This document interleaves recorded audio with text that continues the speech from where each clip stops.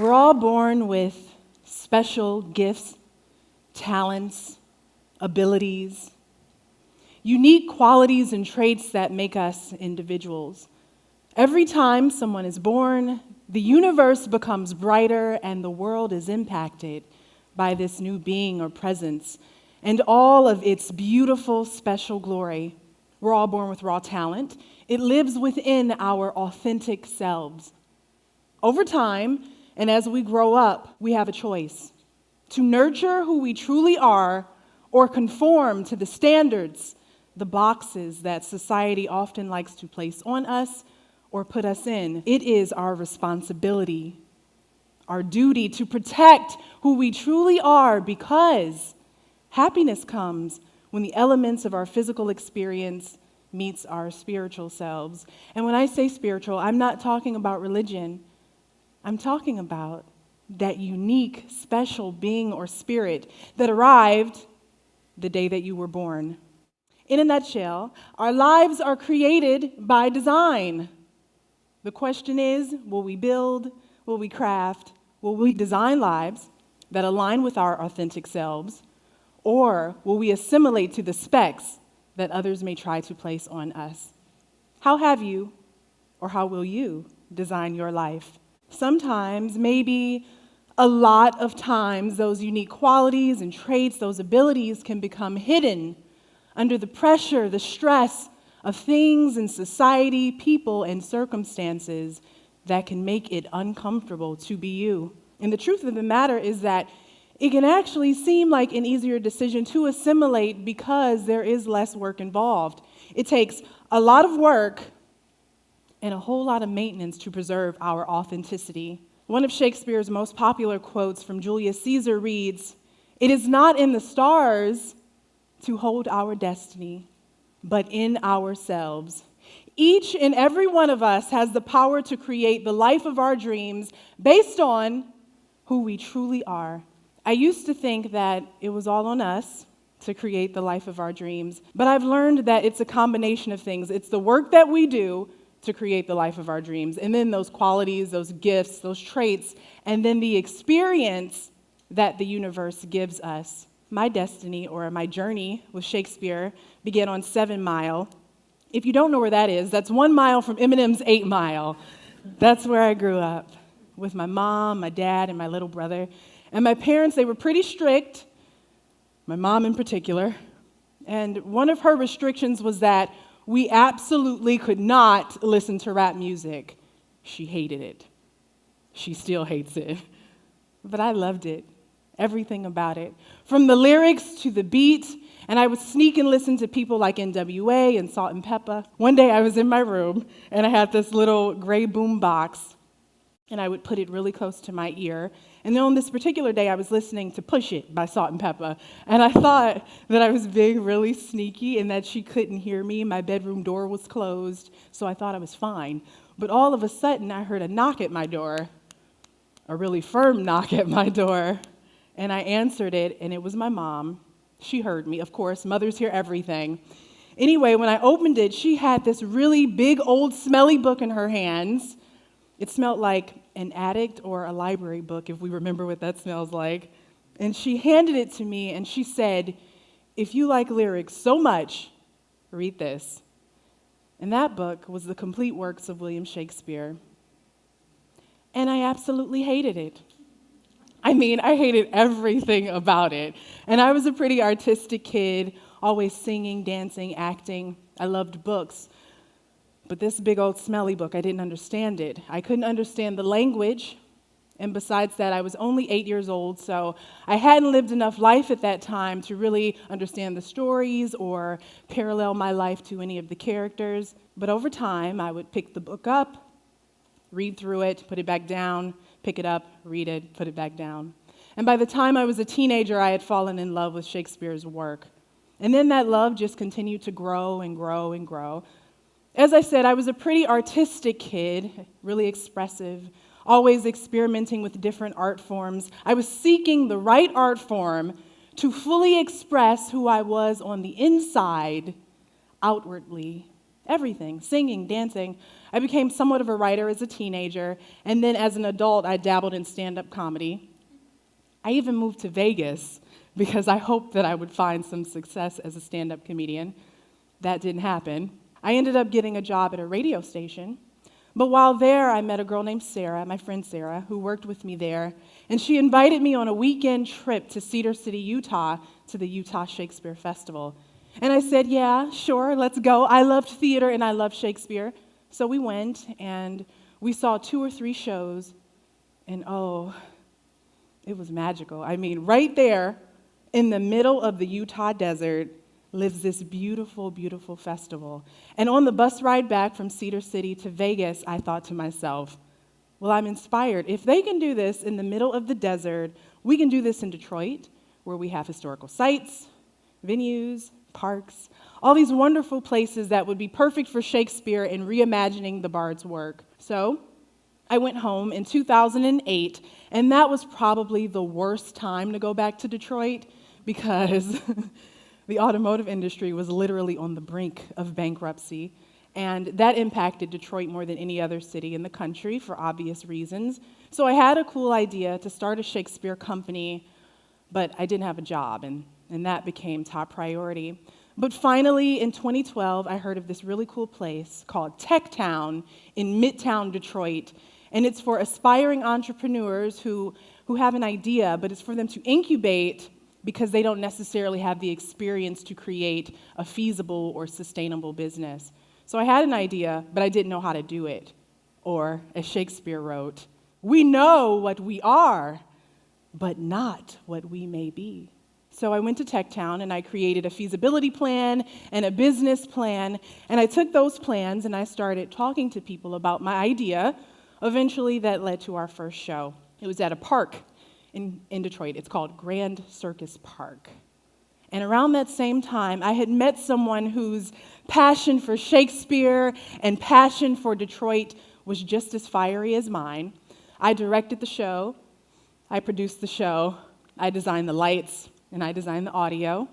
He designed the costumes, he created the set, transported the set to the park, and also played the role of Brabantio in Othello.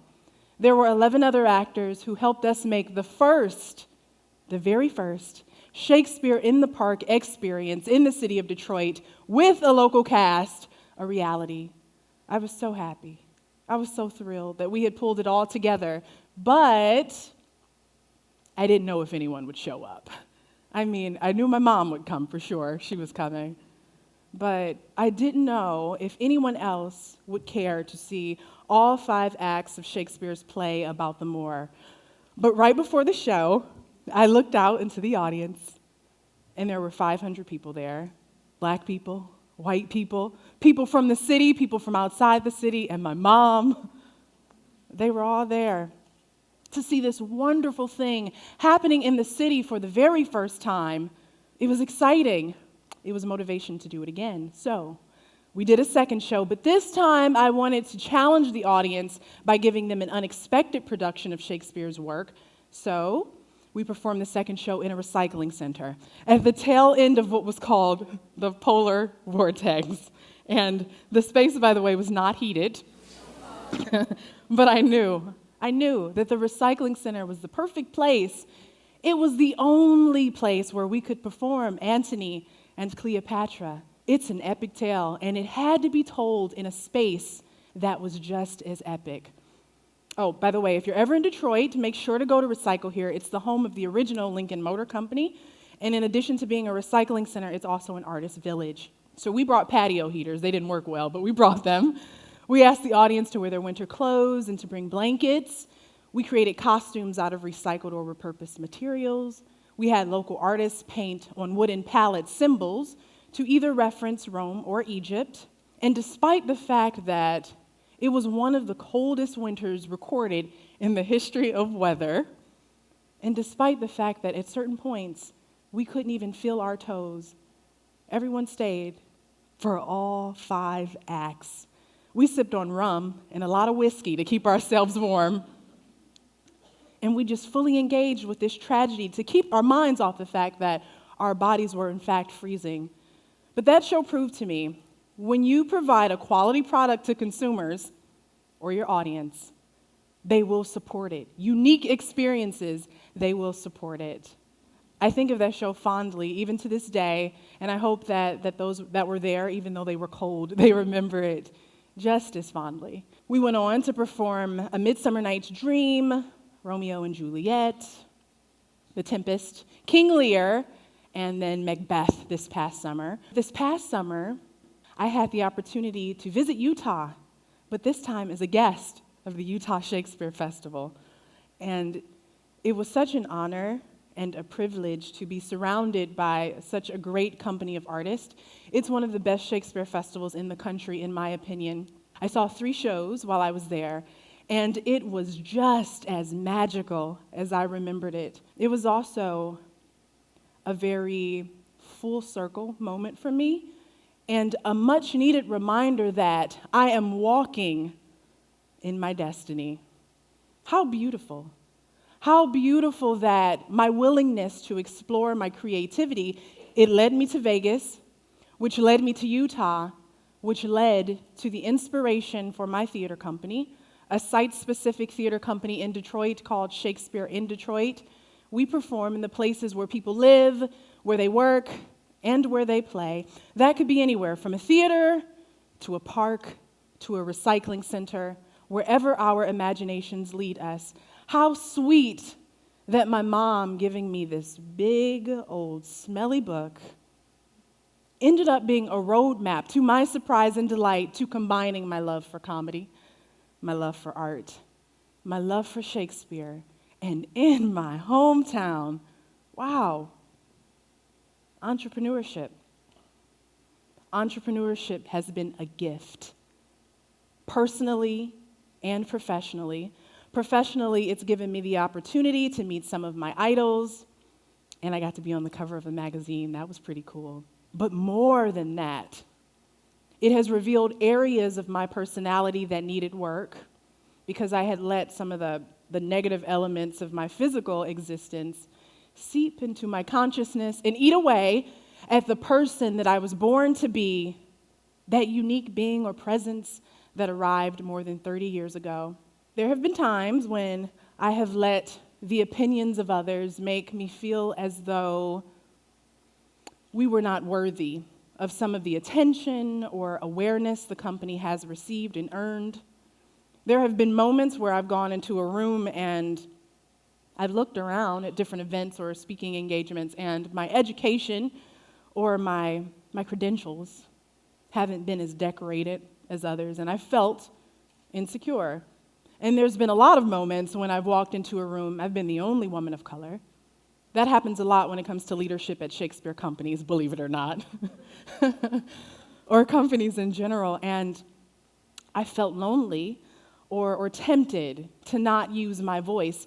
Will they respect what I have to say, being that I've had such a different experience in my life and in my work?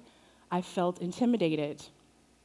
But one day in my room in Utah recently, I sat there in my room and I meditated. I had just seen King Lear when I went back to my room.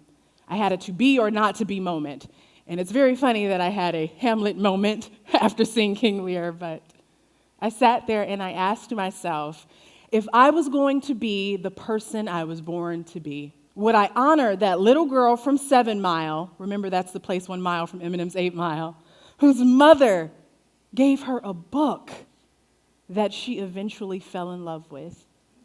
Or would I cower and deny my destiny? Well, I sat there for a few moments and I pondered these questions, but eventually I came to the decision, as Shakespeare himself wrote, this, above all, to thine own self be true. I am excited, and I am more ready than ever to continue my work at Shakespeare in Detroit. My frequency, it's turned not halfway up, all the way up. And I'm ready for the work it takes to continue to grow that person that I was meant to be and design the life of my dreams. I wanted to bare my soul today. No notes to hide behind, no clothes to cover me up. I wanted to present me, just me. You have to be humble, to be a leader. But you also have to know when it's time to fight or take charge, or as Shakespeare wrote in Henry V, once more unto the breach, dear friends, once more. Or close up the wall with our English dead. In peace, there is nothing so becomes a man as modest stillness and humility. But when the blast of war sounds in our ears, then imitate the action of the tiger. That night in Utah, when I was having this moment of self-awareness and humility and stillness, I centered myself and my thoughts with my favorite quote from King Lear: say what we feel, not what we ought to say. And today I wanted to say exactly what I had been feeling. It has been thrilling, this Shakespearean journey. It has been scary. It has been happy, and it has been sad. But more than anything, it has been exactly what it is supposed to be. And when you are aligned with your destiny, that brings forth something more powerful than fear, more powerful than sadness. It brings forth something more permanent than happiness. It brings forth joy. Now, I know it's easy to say, go out and design the life of your dreams.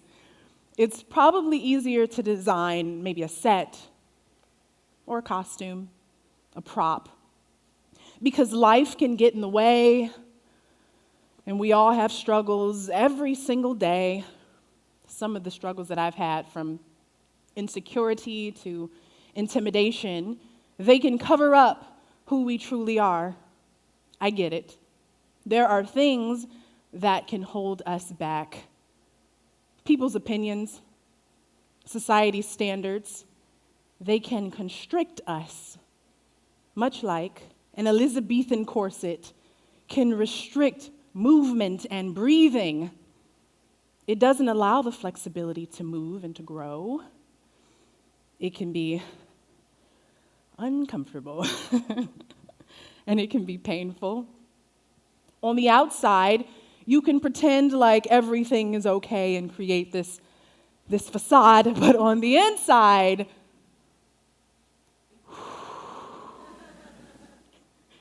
you're screaming for air. Pressure. Pressure, it's another thing that can hold us back from being the person we were born to be, the person we're supposed to be. There's so much pressure in life and responsibilities. We have to take care of our families. We have to pay the bills. All the pressure and implications that can come with adulthood, it can be heavy. Heavy, like an Elizabethan skirt, which can weigh you down. And it restricts you from the freedom that you would otherwise have without it. Shame. Shame is another thing that can prevent you from being the person you should be, want to be. We're afraid that if we let the world see who we truly are, they won't accept us. Our families, they won't accept us. Our friends, they won't accept us. So we walk around pretending to be someone that we absolutely are not. And that can be hard to bear. We walk around with these lives that can look so beautiful from the outside. We decorate them with things to make them look so pretty and so perfect and pristine, aesthetically beautiful distractions that make people think that we're okay when we're not. We all walk around with these costumes, maybe not literally, but you walk around sometimes pretending to be someone else. You forget about the person you were born to be in those unique qualities, those traits, those abilities, and the desires of your heart, as Shakespeare wrote. All the world, it's a stage. And all the men and the women, merely players. They all have their exits and their entrances. We all made our entrances into this world as our authentic selves. Those gifts, those traits, those abilities, they're there. But when it's time for you to make your exit from this world, will you be able to say that you designed a life based on the specs the universe assigned you, or did you live your life a design, or according to a design, that someone else created for you? My name is Sam White. I'm the founder of Shakespeare in Detroit. This is Cal Schwartz. He's our director of costume at Shakespeare in Detroit. We are so happy to be at Cusp. Thank you for having us.